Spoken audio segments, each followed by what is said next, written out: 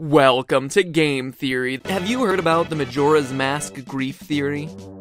Well, it sounds kinda familiar, but why don't you go ahead and fill me in just in case? Well, basically there are 5 major realms in the game. Each area in the game features some aspect of loss. But the way the game's NPCs handle these losses differ from one location to the next. How the characters handle their personal losses, and the order in which you confront them, perfectly match up with what's known as the Kubler-Ross model of grief, which basically says that when someone is confronted with death, they go through 5 very distinct emotional phases: denial, anger, bargaining, depression, and acceptance. Link's adventure starts in Clocktown, where all the people are in denial. Notice how, even though there's a moon that's going to crash into the world, killing everyone in 3 days, no one seems to care. In fact, they're planning a carnival, a perfect example of denial. Then there's the Deku Palace in Woodfall. Here, the princess has gone missing. And how does the Deku King respond? By raging against a monkey. He jumps to the conclusion that this monkey is the culprit and must die as a punishment. The monkey's innocent. The Deku King is just angry. He doesn't know what else to do. And thus we see the second stage of grief manifested. Stage 3. Snowhead features the Gorons, a tribe who just lost their leader, Darmani. When you meet his ghost, he begs Link to use his magic to bring him back to life. He's bargaining. And when those bargains fail, you get depressed. Stage 4. It's at the Great Bay that Link meets Lulu, a Zora who's lost her eggs. She's a mother who's lost her children, and to cope she just stands there, staring out into the distance, silent. And finally, Link makes his way to Icona Valley, a valley filled with death, sure, but also a place of acceptance. First, you have Sharp, one of 2 composer brothers who you help come to terms with his mistreatment of his sibling. But also, more symbolically, you have the Stone Tower Temple, which has you climbing upwards towards the heavens, and obtaining enlightenment, here illustrated by the item of the dungeon being the light arrows. Link has journeyed through the Valley of Death, passed through the other 4 stages, and here he ascends into acceptance. There's even the Garo Master, a creature that is described as emptiness cloaked in darkness. If this game is all about overcoming grief, fighting this guy is a pretty literal interpretation.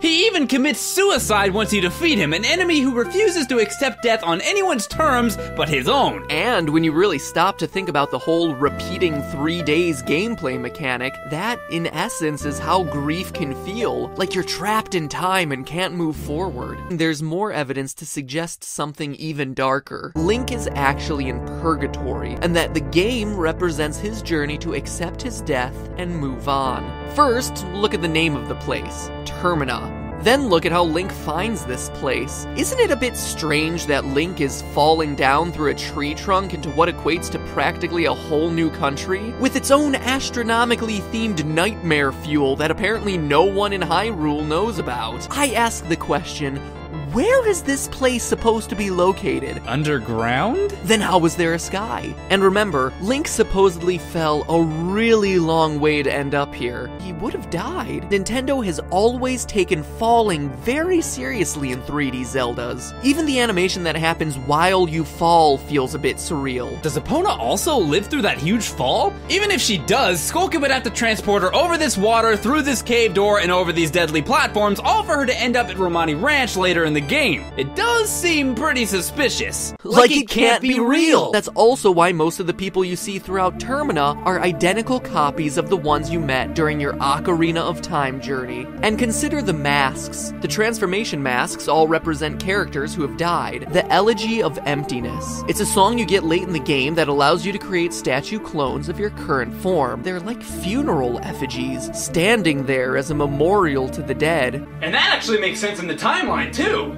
Majora's Mask comes before Twilight Princess, and in Twilight Princess there's the hero's Shade, a Stalfos-looking creature who has officially been confirmed as the spirit of the hero of time, aka Link in Majora's Mask. He's left-handed like Link, and most of the songs he uses come from Ocarina and Majora. Zelda lore states that those who become lost in the woods are fated to become a Stalfos. It's also worth pointing out that the hero's Shade saying "believe in your strength" directly mirrors what the Happy Mask salesman says to Link throughout Majora's Mask. task. Believe in your strengths. Do you happen to remember the first line he says to you in the game? You've met with a terrible fate, haven't you? That line actually repeats again later in the game. Every time you let the moon crash towards Earth. Then you hear the Happy Mask salesman's laugh and see this line. The terrible fate, it's Link dying. Why else would Nintendo choose to repeat that particular line at that particular instant?